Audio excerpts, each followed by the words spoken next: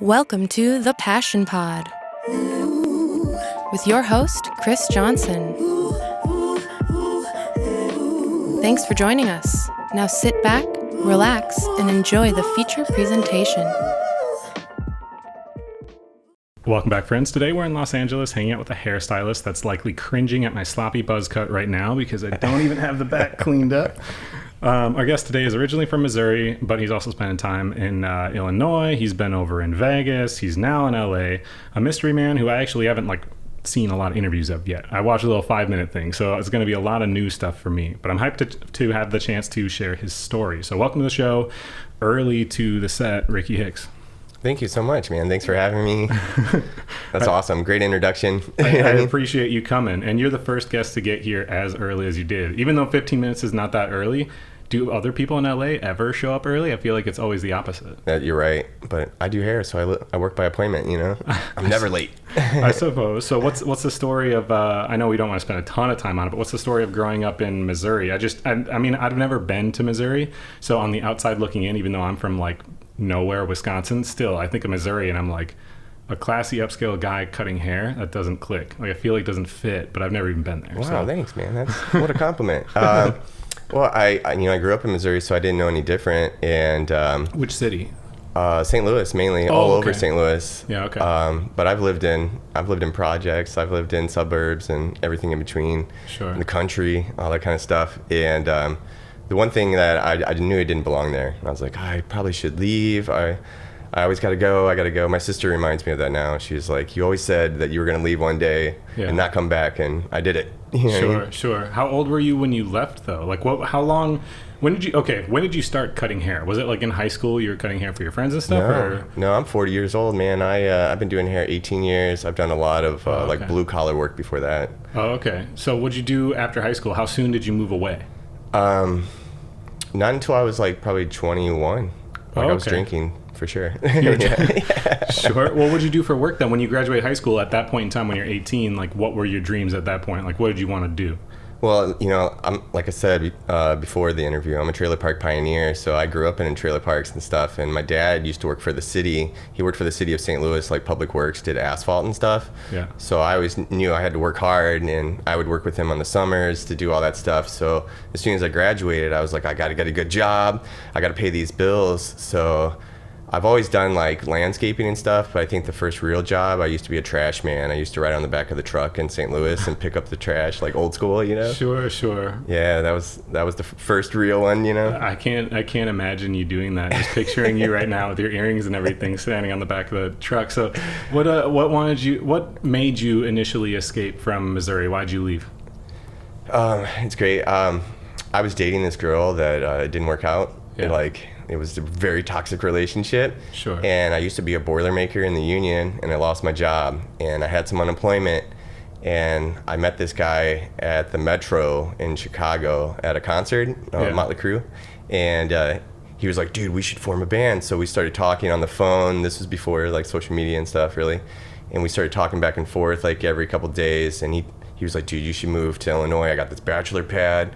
You sing in this band. I've always wanted to be a rock star since I was 15. It's been a thing. And Sure. And I was like, all right, fuck it.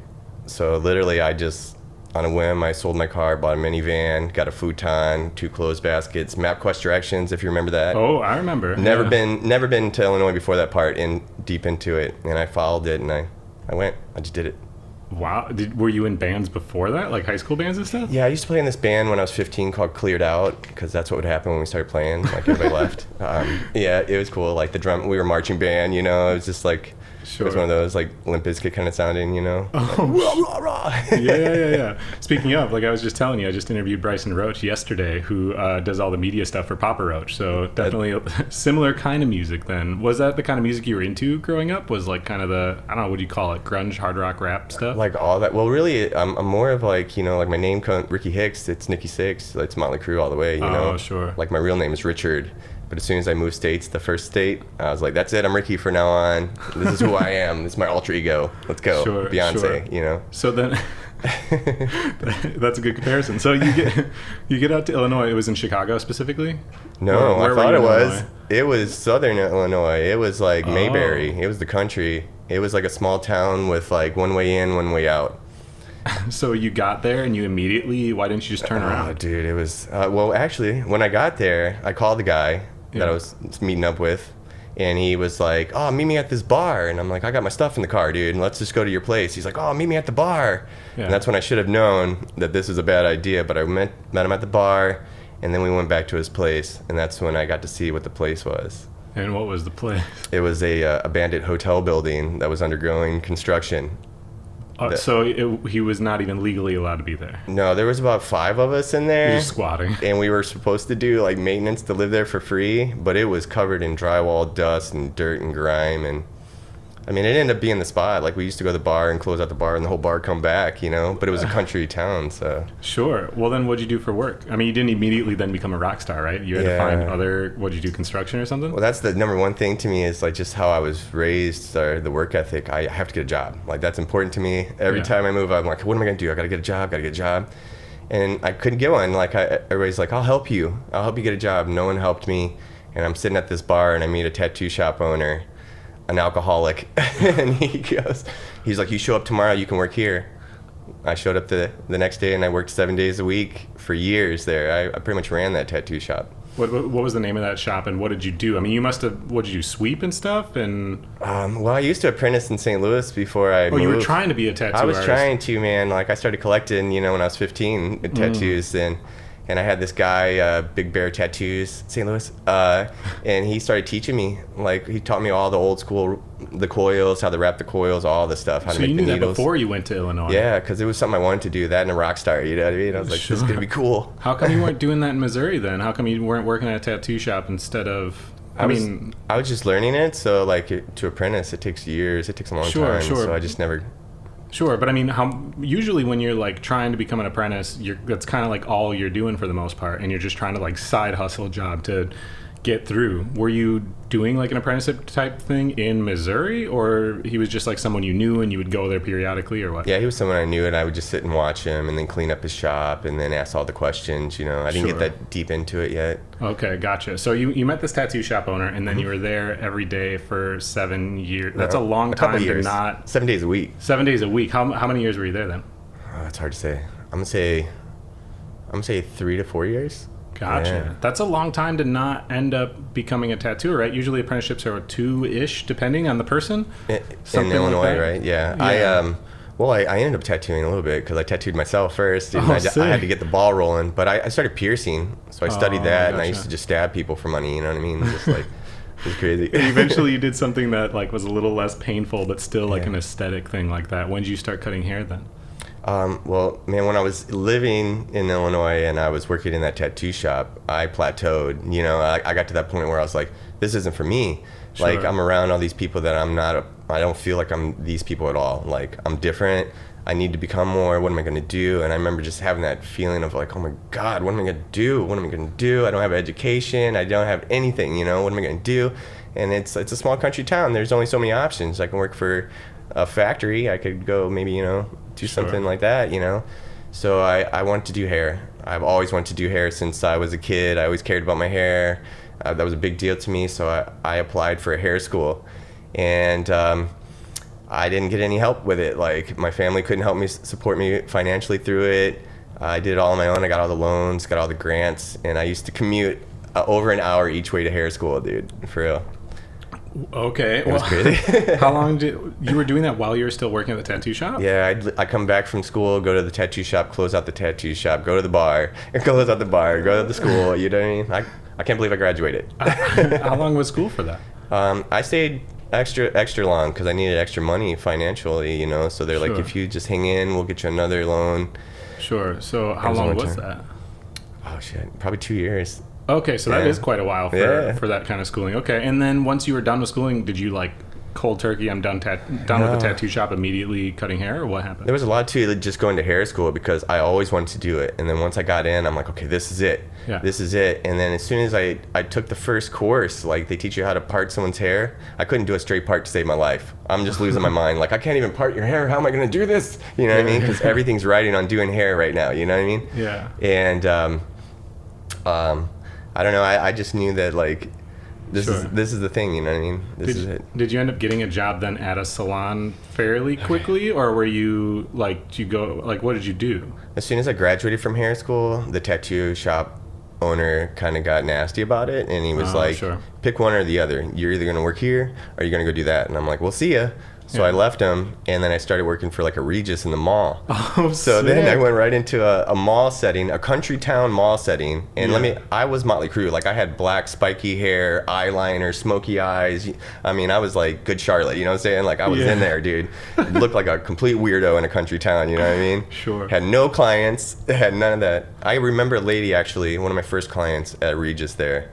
She took the cape off in the middle of the haircut and left. Like, she didn't believe in me at all. Like, was like, I'd rather leave with half a haircut than let you finish this, you know? It was that bad? Or no, she just didn't believe in it? It was me that she didn't believe in, not the haircut, you know? Sure. She looked at me and was like, mm-mm. How did you start building a clientele then? I went in and out of doing hair for years, you know, like, okay. I did hair, but I didn't think I was going to make money doing it. Like, I was like, this is passion only. Sure. And then I started working in just factories, and then I would do hair on the weekends. So I've always worked like 7 days a week. Like, I've always worked like 2 jobs, you know. Sure. When were you finally done working outside of hair? Like, when did it just become hair? That's or a good question. You still do a lot of other stuff? Well, when I met my wife, or I used to be married. I'm not married anymore. Let me be clear about that, just in case. Sure. Before, when I met her, I was in Illinois, and I was working, I think, at a Grey Clips then too. So I'm just name dropping all these super fantastic, awesome places. Yep. And I was working at a place like that, and I was using online dating to build clientele. So I'd start talking to girls, and they were like, "Oh, what do you do?" I was like, "I do hair." And they're like, "I need a haircut." I was like, "Cool, come at 5 o'clock." And I never dated any of them. I just made money, you know what I mean? I was like, now they do Bumble business. There's like 4 of that. Yeah, that's right. Funny. Whoops. And so the wife at that time, like when I met her, she came in for a haircut and just never went home. And when I met her, after a while, I don't know. I met her, and then her family moved me into her house, which is weird, but this happened, and then I knew I had to get us out. Yeah. So that's when I started working in a factory. I worked for Amazon, and then I worked for doing hair on the weekends, and I kept doing that until we moved to Vegas. Oh, okay. So how old were you when you moved to Vegas? I mean, I don't know. I had to be either early 30s, probably, or late. Yeah, because I've been here for 5 years, so. So you were a little bit of a late bloomer with all this stuff. Oh, yeah, then. man. Yeah, I still am. Well, some people, a lot of people think, by the time they're 25 or something, if they're not doing what they're supposed to be doing, that it's like not going to happen. Which I always think is kind of silly, because the older you are, like the more skill sets you have, the more mature you are, you tend to like learn skills faster when you're older.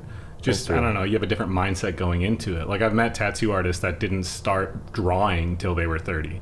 Right. But then they end up becoming a tattoo artist a lot faster than somebody who started way younger, because just the different mindset, I think. Like, they take things a little bit more seriously. So that's cool that you can do that later on and have that success. So why'd you move to Vegas? Like, tell me the story about moving to Vegas. When I was married, before we got married in Vegas, actually. It was planned. It was planned. So I went to Vegas with her, and I was like, this is so glamorous and beautiful. And like, I've always just cared about my appearance. I always wanted to be polished, always. And that never fit. And in Vegas, I was like, this is cool. I could be anything I want here. Yeah. And she used to go all the time with her family, so it was easy to talk her into moving there. Yeah. So I knew this would be it. Sure. 3,000 miles away. Let's go. Yeah. Well, I mean, being from the Midwest, like, I stick out like a sore thumb, like with all my tattoos and stuff. People all the time ask me if I'm a tattoo artist, and I'm like, you don't have to be a tattoo artist to have tattoos. You do realize that, right? But where I live, people don't. I don't know. It's not that they don't care about their appearance, but it's different. Right. Like, it doesn't embody them as much in the kind of way that people out here are. You go to some of the other bigger cities, and pretty much everyone seems to like really upkeep themselves. And I don't know why the mindset is that way necessarily. I don't think it's a superficial thing. I think it's just look good, feel good. Right. If you look the way you feel comfortable, it'll help you with your own, self-esteem and everything. You just feel better. Absolutely. So did you have a job lined up in Vegas when you went out there? Not at all.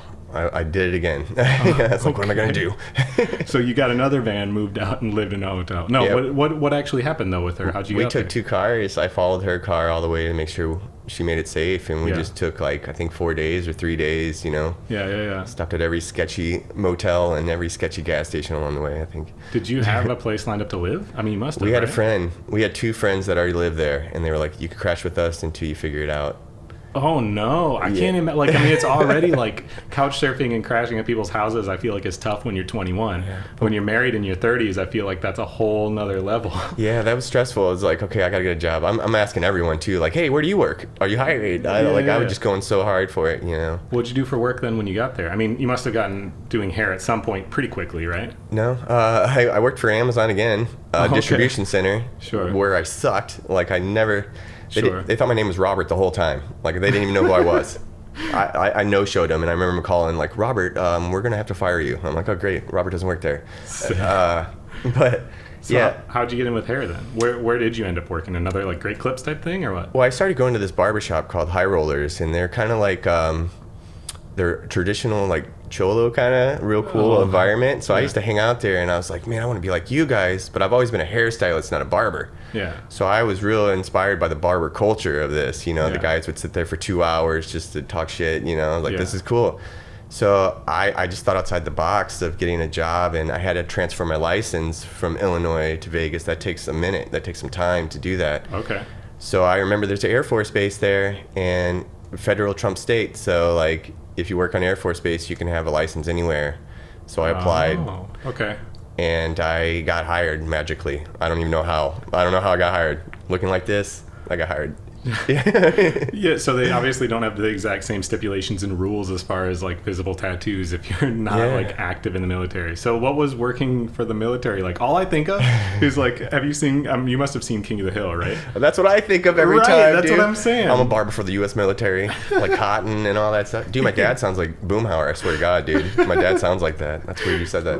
Rad. Okay, well what is it actually like then? Okay, I thought my perception was this is going to be a bunch of old school guys like just shaving heads as fast as they can. No, it's a lot of old school women, like just Jackie Channing people doing like 7-minute haircuts as fast as they can. You know what I mean? Like your clippers have a vacuum hose connected to it, so it's sucking the hair away as soon as you cut it, so there's no itchy hair. Oh, sure. And you're just moving. Wow. Okay. So so I got hired, and I never did a skin fade before that. I gotta be honest. I was like, well, and every haircut in the military is a skin fade for the most part. Yeah. So I was like, well, you make up in numbers what you lack in skill. Let's go. Yeah. And the haircuts were $8.95 when I started there. So I was like, at this price, you know what I mean? Yeah, let's go for it. And I'm not sure if you've been to a barbershop, but the chairs always face away from the mirror. So that helps. Sure, yeah. That helps, gives me time to fix the haircut, you know what I mean? Just knock them out. How long did it take before you actually felt confident with it? I don't know. I would say a few weeks, because what I noticed was the first thing I did working for the military was I wore a suit every day when I came to work. Because I was like, I'm going to offset these tattoos and stuff, you know what I mean? Yeah. I'm going to let them know I'm professional. And that really made me stand out. But then people started requesting me to cut their hair. And the military barbershop, it's like a butcher shop where you pull a number when you come in, and then we call your number, and then that's how you get a haircut. It's just fast, right? Well, I changed the whole dynamics on accident, where people started giving me their numbers. And then I'm looking, I got all these tickets lined up, and I'm trying to do the math. I got to go home, you know? Yeah. And people care about their hair, and I started taking my time with them. So instead of 7-minute haircuts, I'm doing 15-minute haircuts. And I used to get in trouble every day. I almost got fired every day for doing that, you know? Sure. How long did you do that for? I think 4 years. Oh, so you stayed there. Did you end up kind of splitting your time between doing that and working at any other barbershop, or was it just straight military? I just kept doing it because, like, these people depended on me, and I felt so much pride. At first, it was scary, you know what I mean? I was like, I don't know what's going on. Like, the bugle goes or whatever, and like, what the hell's going on? What do we do? What do we do? Am I supposed to salute somebody? I don't know what to do. Sure. And after a while, I just build this relationship, because you meet every walk of life in the military. You meet people from all over, old men, old women. You meet everybody, and like, I love people like that, you know. I love to hear their stories, and I feel like I'm helping them, you know. They have to look good, and they choose me to do it. I'm building relationships with these people, you know, and I cared about them. I couldn't leave them hanging. Sure. And I really got to this point where I plateaued again, and I was like, I'm gonna go work for myself. I cut 40 heads a day. If I just took 10 of those heads a day and went somewhere else, I could work for myself. Yeah. So I started working on the weekends somewhere else. So here I am 7 days again. I could do this. And I started just talking about it in the military base. And I'm like, listen, guys, I'm busy, and I know you don't want to wait for me, but if you book me on the weekends over here, I'll do it for the same price. Yeah. So next thing I know, I got all these people coming over. Like, I was able to quit working for the military with that. Oh, it was crazy. Did you get any conflict of interest, like, problems? Yeah, like the military it's contract work anyway, but at the military base, they're like, you can't do that. You can't do that. You're poaching our business. I'm like, whatever. There's military coming in all the time. Let's do something, you know? And then in the salon, it was great because I went to a hair salon called Pigtails and Pompadours because I thought that's masculine and feminine, and I'm taking all these macho military guys, I'm going to take them right into a salon, which is great because macho dudes want to look at girls usually, so the environment worked, and girls want to look at macho dudes, so this kind of worked out. Yeah. And it built. It was crazy. Like, it was crazy. So did you just quit straight up from the military because they were like, you can't? Was it another one or the other situation? You're like, I did both for a while. I did both for a few months because I always put a little toe in the water. Usually, I'm like, let me see. All right, I'm going for it. You know what I mean? Sure. Well, so then you were working in the salon. Why'd you end up leaving then? It sounds like everything was kind of working. Why'd you end up going to LA? Well, when I was working in the salon, this kind of like had all these guys again, and here I am. I'm only charging them like $10, $15 max, because I had Marines too. Marines are every 5 to 7 days. They have to get a haircut. So I was like, okay, I'll charge you $10. I'll charge the Air Force guys $15. You know what I mean? And this product distributor came through with this product called 1821 Man-Made. And it's Prohibition themed, 18th Amendment, 21st Amendment. And I was like, this is so masculine too, dude. This is Prohibition. Smells like sweet tobacco, vanilla, whiskey. Dude, these military guys are going to love it. So I told the salon owner, I'm like, you got to get this stuff. I'm going to sell all these products to these guys. Yeah. So she did. And next thing I know, I'm selling products to these guys for $24. And I'm charging them $10 for a haircut. And I'm like, this doesn't make any sense. So I was really big into Gary Vee at that time. And the jab, jab, jab, right hook. Yeah. So I was like, I'm going to create so much value with 1821. They're going to know who I am. Yeah. So I used the Air Force guy with a GoPro. We started filming videos, and I started doing promo videos for 1821 for free. You know what I mean? I'm like, I'm doing military haircuts. I'm using 1821. I'm putting whiskey. We're doing a shot of whiskey because I think it ties it together.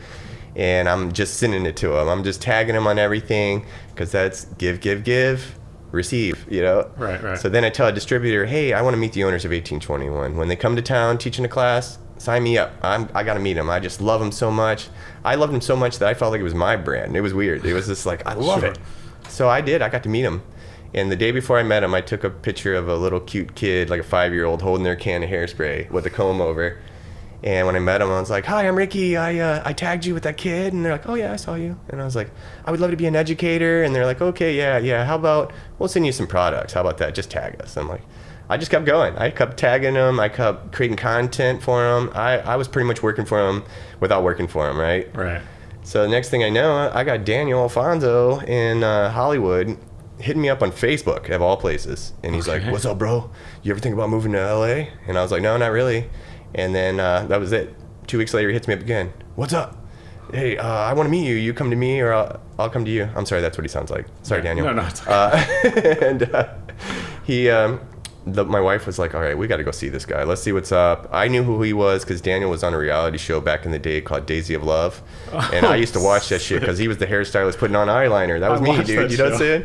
It's a small world, dude. So I went and met the guy, and this salon was so like kind of just elegant and gothic and really cool, and I felt like they were so cool in Hollywood, and I was like, I don't know, I don't want to leave these military guys, I don't know. So I was like, I'll tell you what, I'll give you every other week. I'll drive back and forth. So I went back and forth to Vegas every other week. I lived in LA 1 week, lived in Vegas. I did it for six trips. Oh, okay. And it was the military guys that told me, hey man, we're gonna leave you if you don't leave us. You gotta go. You gotta take the opportunity. Yeah. And the opportunity to me was, these are $60 haircuts. I'm charging $10, $15. Holy shit, I'm going to be rich if I just moved to Hollywood, So. Yeah, I mean, except the cost of living goes way up when you move to LA, right? But I have that, like, Beverly Hillbillies mindset, you know what I'm saying? That's what I was like. Sure, I was like, oh, we're moving on up, you know what I mean? Hell yeah. Sure, and your wife at the time was cool with just, like, let's just dip and go to LA? Well, she was a pinup girl, so, like, she didn't belong in Chicago when we lived there. She was always, you know, so I always motivated her. I'm like, come on, this is what you do, you know? She did burlesque and pinup. In Vegas, she was starting to shine, you know, they got a big scene, but nothing like California. That's pinup world, So it was easy to get her here because I was like, look at all this. Yeah. Was it everything that you dreamed it was going to be once you actually moved here for the first 6 months? Were you like, okay, this is actually it then? No. I think once I saw a homeless guy shit on the sidewalk, that was pretty much, crushed it a little bit. That's how I felt the first time I went to Hollywood. I was like, man, it smells like piss. And then I looked around and I'm like, it's because it's piss everywhere. Yeah, weird. Huh. So what part of California did you move to? Like what part of LA? I'm in Echo Park. Yeah. Where's that? I mean, I'm just from Wisconsin, so I don't know anything about it. I'm where in is it specifically. I'm like 6 miles maybe from Hollywood. Oh, okay, cool. So 25 minutes. Have you been in that zone pretty much this whole time, or did you bop around? I'm a creature of habit. I literally signed the lease without seeing the place before I moved there. So I was like, this is it. And that was 5 years ago? Yeah. And you're like still there? Well, and it's a bungalow. I didn't know what a bungalow was until I moved here. It's like a little freestanding spot. I can see the skyline to downtown. I can see the Hollywood sign. I feel like I made it, and it's a little bitty box, but it's my box, Sure. Well, then, so how did things change and evolve for you after you got here? I mean, now you're doing $60 haircuts, right? But I mean, did you start doing more so you're not doing $60 haircuts. No, it's how did it change? It's $115 haircuts now. Oh, yeah, sure. But crazy. I mean, crazy. But I mean, when you first moved though, like you went from $10, did it immediately go to $115? No, it just kept going, yeah. That's what I'm saying. Like it grew, but like how did it evolve over the 5 years? Because there's a lot that happens over that time frame, right? So like, were you working for 1821 when you got out there, or like what changed with what you were doing? You're no longer cutting military guys' hair, so. Well, once I got to LA and I started working with Daniel, that's when I found out, like 3 months later or 4 months later, that 1821 told Daniel about me and said, hey, you got to meet Rikki. He would be a perfect fit for you. I had no idea. Like, I was creating all that value in Vegas for 1821, and I didn't see the return on investment. I didn't notice it until I was already in it. And so then I started educating for 1821. I was like, well, now I want to teach for you guys. So I started just doing that on the side, just for fun, out of passion, really, Sure. What does teaching look like? Like going to like conventions and stuff, or like what do you do for that specifically? I really have the advantage because I worked as a barber and a hairstylist. So I would go into a barber shop, teach them how to do scissor work, shear work, and then talk about styling techniques and pitch the product. This is how you use this product. And then I go into a hair salon and teach them how to fade and do like men haircuts or more, Sure. That kind of stuff, yeah. Was it hard to feel confident doing that at first? Because I mean, it takes a lot of confidence just enough to build up your own art where you're like, okay, I am good at this. But then to have to do it in front of somebody else and like inadvertently you're saying, I'm better at this than you are and this is why I'm showing you. Is that hard to have that confidence? I mean, I still have the imposter syndrome all the time. I'm like, why me? Why are you picking me? But I always think that there's always something that people are going to know. You know what I mean? There's always something that you already know and you're going to learn something. So that's what I think. You're going to get something out of it. Yeah. So then what do you, I guess, as time evolved, how did your time split? You still do a lot of haircuts, right? Yeah, I'm full-time in the salon. Oh, okay. So how much time do you do teaching versus how much time do you do, like how's your time split up right now, I guess, between actually cutting hair, teaching, and then everything else? Because you're telling me about some charity stuff you did off camera, which we should talk about that too, but like kind of how do you split your time between all this stuff? Now I haven't taught a class since COVID closures and stuff, It was hard to get back in there again, and then the face masks and stuff, that's kind of hard to project my voice and stuff, so I kind of been laying low on that for a while, but that COVID got me into doing house calls, so that's a whole nother source, a whole different angle too. So now I would have never done that before that, so now I'm in the salon full time, and then on my downtime I'm going to your house. So oh, gotcha. So how do you build your clientele here? Did you felt like you started from scratch again, or because you were in like a pretty respected salon, did you just have enough? No. That's a great question. So when I got there, I had no clientele, and the salon just opened. It was a year open, maybe a year. So no one really knew. They did PR and stuff. But I used to stand behind the chair. I had my best friend Robert on one side that I knew who he was before I started working there. Yeah. And then I had Daniel on the other side, and I just watched them both. And I would talk with their clients with them. I joined in, I was like, hey, and just waited. And I went from 0 haircuts to maybe 2 haircuts a day. And then it built up to 7 haircuts a day. And then eventually I got 10 haircuts a day. And I usually plateau at 10 haircuts a day, which is crazy, I feel like that's a lot. How long do you typically spend with a client nowadays? Because you're telling me, what's that? An hour with everybody. So you're going to do 10 hours a day worth of cutting hair? Yeah, doesn't that just like kill your neck, your knees, your feet? Nah. It kills my my energy. Yeah. I don't like to talk to people after that. Sure. So what makes specifically a good like you were telling me you like to call yourself a hairapist, right? Yeah. So what makes a good, I guess, as far as a stylist, to get to the point of being like a good stylist, what is it that dictates what a good stylist is? Because it's more than just cutting the hair, right? Yeah, well, to me it is. Like, I think we're all selling something completely different, you know what I mean, sure. really? Like, some people just want the haircut, so that's fine. Give them the haircut, don't even talk to them, you know? And I work with people, and I have through the years, that don't engage with their clients at all. And it's cringy to me because of how I work, where I'm like, man, that guy would like to be having fun, you know? Next thing you know, he's going to sit in my chair. I'm going to have fun with him. That's how I work. But I'm sorry, I veered from the question. I asked what makes a good hair. I keep saying hairapist because you dropped that vocabulary for me. But like, what makes a good one? Listening. Sure. You gotta be a good communicator. You know, like I always talk to the client first of like, what kind of lifestyle do you have? How much time do you spend on your hair? How much time are you willing to spend on your hair? What's realistic? You know, how often you get a haircut? I build that right from the beginning. Let them know that I'm listening. I'm taking it back and forth. And then it's just that relationship. When you see somebody, especially men, because they tend to get haircuts way more often, like every 2 weeks, I got weekly clients. Yeah. I see them so much, then now I know their life, you know? Right. And once you know their life, that's a whole different, now you have relationships with people, and then I count on them and they count on me, you know what I mean? Sure. So that's a whole different feeling. It's a whole different dynamic with people to me. So. What happens as your demand gets too high? Because over time, I mean, you must just raise your price, but over time, you want to keep adding more clients, especially if they're like higher end clients or whatever. You want to be adding these people, but you have all these other people, such as what used to be your military guys that are counting on you for X amount per week or whatever. Yeah. How do you transition without like ruining relationships? How do you balance That's the hard part. That's the hardest for me. Like I'm hard with money. Like I believe money's attracted to me, that I'm not attracted to money, you know what I mean? Like I feel that, and so I hate charging people money. I would do everything for free if I could, and I do a lot. I do that. So I'm luckily where I work, they take the money from people, and that's what happens. You get booked up, you have to raise the price a little bit, and some of the people drop off. That frees up the schedule so people can have an appointment they desire.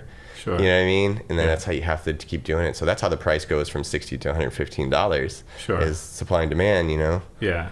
Well, and then you're finally making a wage where you're like, I can live a pretty cozy life out here, even in LA. Yeah, but then your bills go up, and then you know what I mean? You always average the same regardless of where you go in life, you know? I do feel like that's the case until you take a pay cut, which I don't know if you've ever had that experience, but when I worked at Verizon was like the last job that I had. For where I lived, I made a lot of money when I was like young, 22 or whatever. And then I opened my skateboard shop when I was 23, and I knew I was going to have no money when I did that. And then my relationship with money like really changed, because I was like, I just assume I don't have any. Right. And so I was able to cut out all of like these things that I used to spend money on. And it was like, wait a second, I could do like a lot without having very much money at all. But I think if you consistently, like if you continually have a little bit more money over time, like a lot of people are, I think you just adjust for sure. You know, you get a little bit nicer car or whatever, and now that costs more every money or whatever, and it just kind of like contributes. But I think if you have that other thing happen where you drop down, like which you've had where you moved and stuff, I think it kind of changes your dynamic with money. Do you feel the same way? No, absolutely, yeah. Because you only need enough, just a little bit, really. You don't need that much. as long as you can pay your bills and not constantly stress about money, I think that's enough money. So I think working for yourself, the hardest part that most people have is finding balance with like, how do you have a life? How do you take care of your relationships around you outside of like your work relationships? How do you take care of your mental health? How do you balance things? Is that like a massive struggle for you? Have you learned some techniques or learned some things that help you with that? Or are you just still a workaholic constantly? I guess I balance both sides of that, really. Like I'll notice myself just working too much, like 7 days a week, and then I'll have to stop and then not work the weekends. You know, my full work week is only 4 days. I only work 4 days in the salon. So I'm pretty fortunate on that. Yeah. So balancing that, but I learned it the hard way because I used to be married, and I worked 7 days a week to try to build the foundation for us and security for us, and I neglected us. I just made security for us, but not a good relationship, the love and compassion that I should have been showing, you know? Sure. So from that, just like everything else, I learned from experience, not because someone told it to me. Yeah. you got to keep your tanks balanced. You know, it's hard to keep one full, the other one goes empty. You got to try to keep everything balanced as much as you can. And a big way to me now is like I really stay in a zone. Like I don't even notice things around me. I'm so focused that usually I have to just look up into the air. Like I look at the clouds, I look at the palm trees here, I look at the mountains, and I'm like, it helps me relax and see the big picture. What's important? What am I working for? Where am I going? You know what I mean? Yeah, absolutely. I mean, I think you have to be able to find that for yourself, because otherwise you're not finding enjoyment in what you're doing anymore either, right? You're seeing the progress with that itself is like enjoyment, but you also have to be able to like smell the flowers and say, well, I'm not homeless anymore, and now I'm in a good spot, so I should be able to like enjoy that spot a little bit. How have you like changed your mindset with what you do as far as like growth and how you give back and how you in general like spend your time, your money, because you're now in a place where you're not struggling so much yourself, so you can actually do some other things. You told me off mic a little bit about because you had struggled with homelessness earlier on, which we had kind of discussed a little bit, so I think there's probably just a little bit extra of a tender heart there, but what have you done with some of that to try to help out and give back? I've done different kinds of like worked with different kinds of charities, but I'm real particular on that kind of stuff because I never want to do anything that's being glorified when it comes to helping people. I want it to be real and out of the kindness of your heart kind of stuff. But I've definitely like I still have 2 military clients that live here now that are in Space Force. That's a whole different conversation. That I cut for free because like how am I going to charge them $115 when they were $10? Like there's little things that with people, or like I meet people, like I have major heart for people that work at like just the jobs that I used to work, like Taco Bell. You know, I got CEO clients, and then I meet people that work that's struggling, that I feel is trying to take care of their family. I just give those haircuts away like here and there too, and like I just try to do those kinds of things. I've done homeless work with my buddy Seth. He's a suit tailor. Like people donate clothing, he'll tailor it up, put it on someone that's looking for a job that just got out of jail, that's been homeless, and get them set up. You know, I'll cut the hair, get them looking right. He'll get them all suited up. That's awesome. That's an awesome thing to do. You know, because then you're really doing it for the right reasons. You know. But now as time's gone, you know, it's in a different place here in LA. Now everyone's homeless. So I mean, it's where do you start? It's one of those things. So I go by my heart and I feel it when I meet people. So sure. Well, I think there's a couple things to it. I think big corporations tend to give, but then spend more money promoting the fact that they gave than what they gave, and like that sucks. And I agree. Now you're just glorifying like, look, I did a nice thing. But you know, if you do a nice thing and you don't like nobody else knows about it, like that itself has like this really strong value, and I think that's really great. But at the same time, I think there's a middle ground there. And if you do stuff and other people see it, I think that's one of the ways you inspire other people to also give back. Right? Because like I'm on the Parks Commission with my city, so I do like some city work, and I do a lot of fundraising stuff for our skate park, and we do this thing called Skateboards for Kids, and we do like a whole bunch of these different things. And I think it's because I've been in the position of like, I guess like the point leader or person with some of these particular projects that I've seen that if I just donated money and I didn't tell anyone about it, I wouldn't have then been able to get all these other people to also donate. You know what I'm saying? So I think you can, I don't know, there's kind of a balance there. I know other business owners that have donated to projects of mine that tell me like, don't tell anyone that I donated. And I'm like, but I want to, because if I tell other people you did, I could probably get these other 4 people to donate too, because they're friends of yours. And they'll see, well, if you did it, I'll donate $50. And that stuff adds up really quick. You know, so I kind of like walk that fine balance of it, or I try to. And I struggle like really hard with, I don't want people to get the wrong like feeling of me. I wonder if you struggle with this too, as far as like greed or something, because I like respecting yourself and what your self-worth is really hard, because everybody wants stuff for cheaper, or they want the homie hookup, or they want whatever.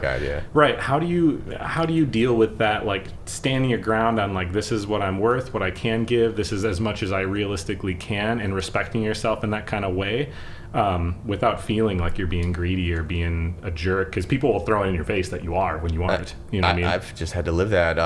Like I've had to be like, well, you're gonna pay my bills when they're due, right? You know what I mean? Or this is what it costs. I gotta live too. Or that's always been a thing where people were like, couldn't I book you after hours?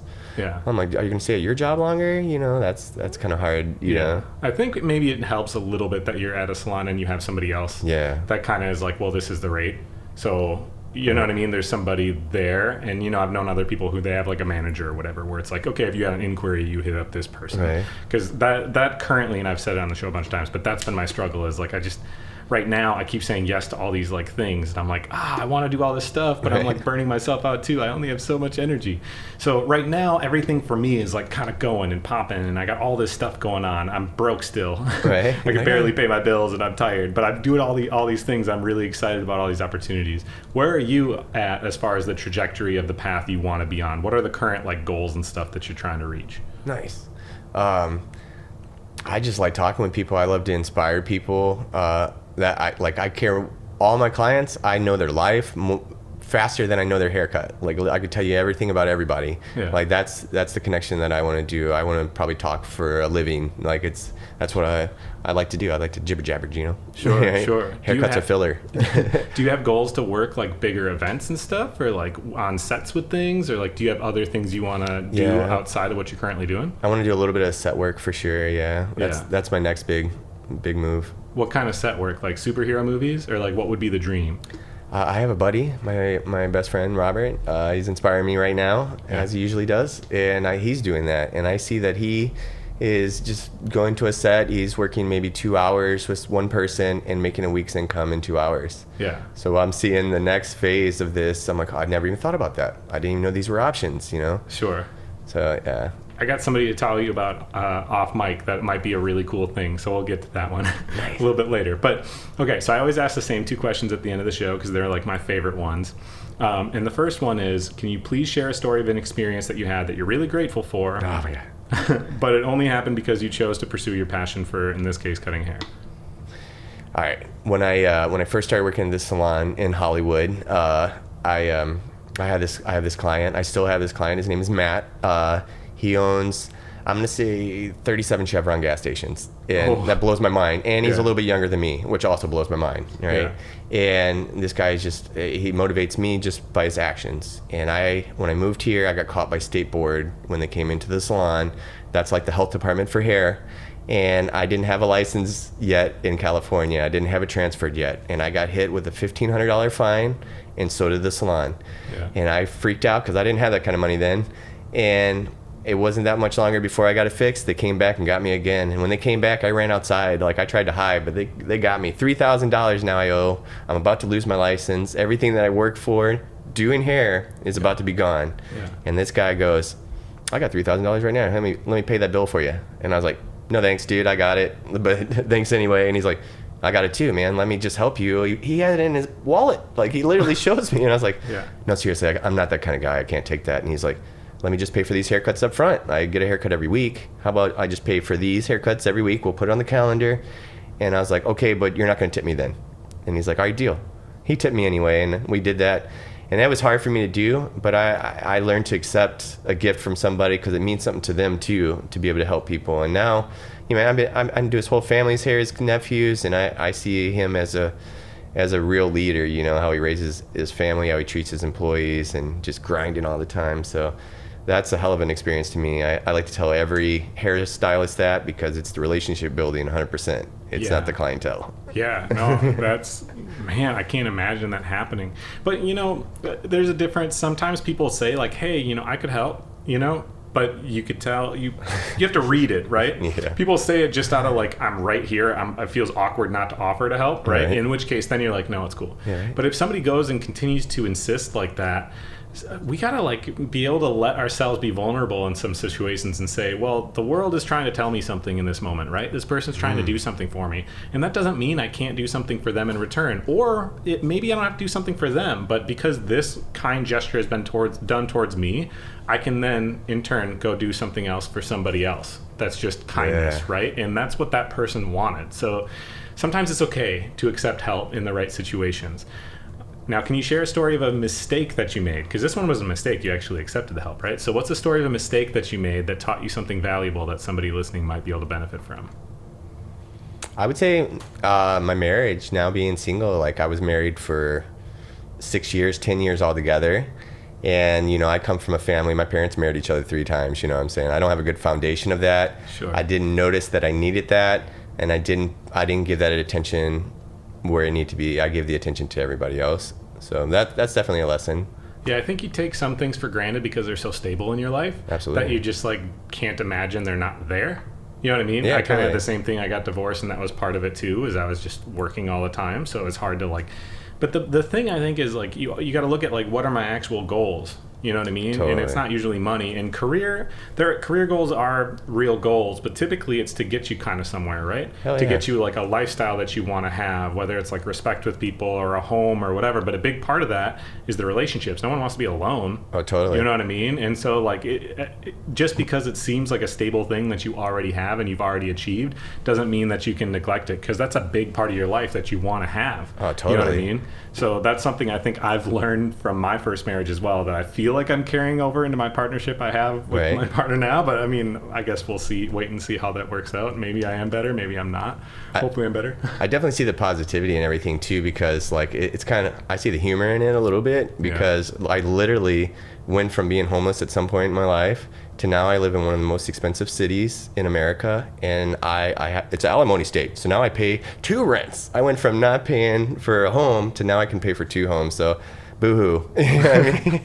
Whoops, I guess there's always a reason to make more money and work harder. Life is great. Well, I'm excited to see where things go for you. If people wanted to go follow you, see your work, I know you don't post like constantly, but still follow your journey. And if they wanted to reach out, if they had further questions, if they are in this area and they're like, I have to meet this guy and get my hair cut, like how could they get a hold of you? Yeah, just hit me up, Rikki Hixx, RIKKIHIXX, on all social media platforms. Instagram the best one? Or do you Yeah, have a Instagram's preference? the best, yeah. Okay, because all I did was like slide in the DMs and you hit me back and I was like, hell yeah, this is Yeah, going to be a great interview. I And like that was that. like 6 months ago or something. That was a long time ago. So I'm glad that it finally worked out. Well, thank you so much for coming on the show. I appreciate you driving out here. I don't know how far it was, but LA, it seems like everywhere takes a million years to get anywhere. So thank you so much for coming. Absolutely. Thank you for joining us for this episode of The Passion Pod. We hope you enjoyed it as much as we did. We'll see you soon.